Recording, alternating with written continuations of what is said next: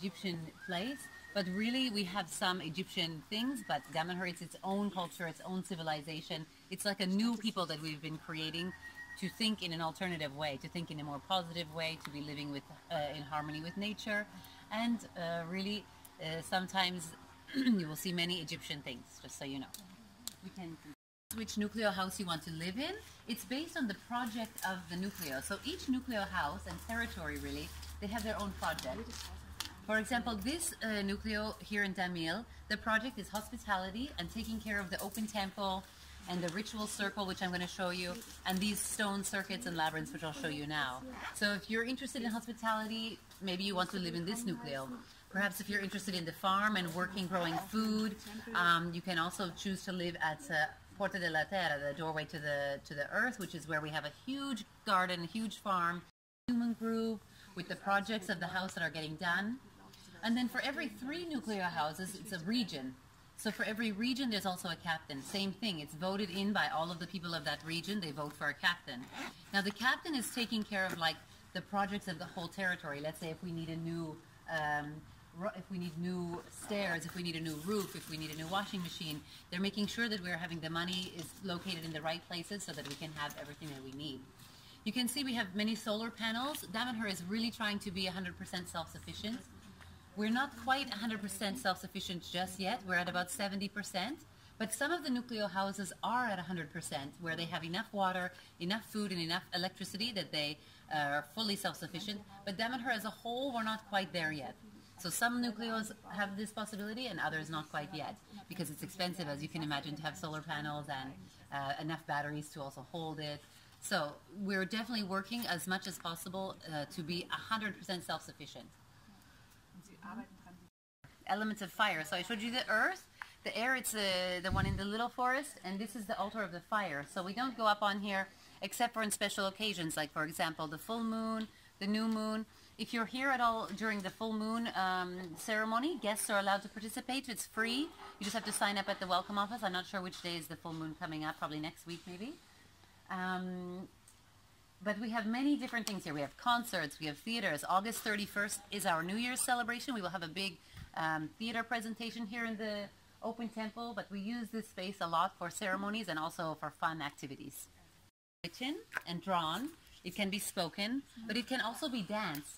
So for each symbol, there is a dance move. So when we do a ceremony like the full moon, we have actually somebody saying a mantra or a prayer, writing it either with incense or with the finger in the air, and dancing it. So it's like saying a prayer really densifies it with these 3 ways to do it at one time. To say maybe thank you for the food that we've received this month. To say, you know, many different gratitude sayings we do during our ceremonies. We do it also in the sacred language, so it can be danced, spoken, and written. Okay, we can keep.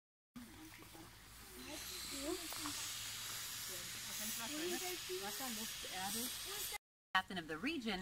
On top of that, you have what is called the king guides. The king guides are also voted in by the people to so they're coordinating the stuff with the nucleos and the territories, also with the bigger development projects that are happening in Damanhur and also outside of Damanhur. We have many teachers going to teach outside of Damanhur, so we have offices here for those guys and people that are also trying. We celebrate here the equinox and the solstice, using also these standing stones. Another piece that was built in one of the battles of the arts. Again, like I said, we needed to figure out where to put the water. So there's a bigger pool down there, this one, and another one here which we already passed, where we can use it if there's a fire or something like this. We have extra, you know, access to water if we need it quickly. But this is an altar dedicated to the water. So there's these little stairs where you can come to sit and read and relax. Sometimes during my lunch break, I just come to chill out here and read to connect with the elements of the water. So you're able to come.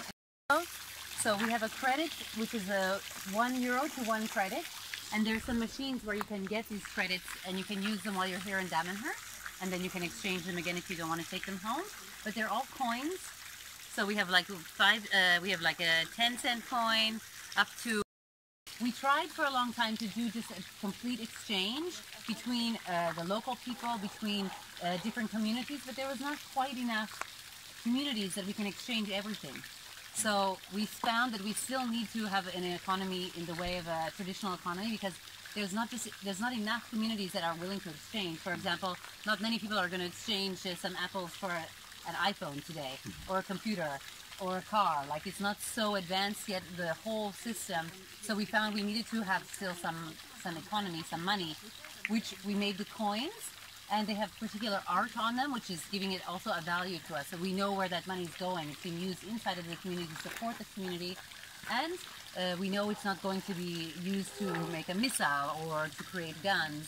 So for us, having this credit, this economy system of our own, is really important.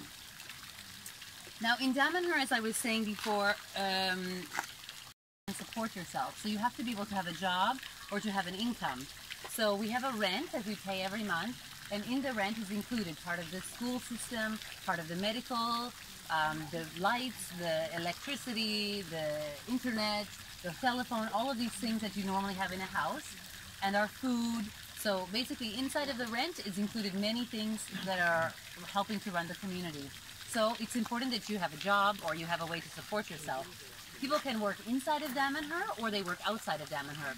Some people work online, some people travel for work. It's all up to the individual person what you want to do. Some people are retired, they have a pension. So it just depends on your own personal circumstance what you want to do. But it's important that you can support yourself. So back to the currency. How many percent of the citizens are Italian? I would say about 70%. Wow, quite a lot. Quite a lot. Yeah. Now we have also people from all over, but we have centers in other places as well. So some people maybe are Damanhurian, but they don't live necessarily in Damanhur. We have places in Japan, Croatia, in Norway, in Germany, in Italy, different centers also in Italy. We have in Colorado, in California, all over the world. And the more international people are coming, but still we're at about, I would say, 70% Italian. This is the headquarters here? This is the headquarters, yes.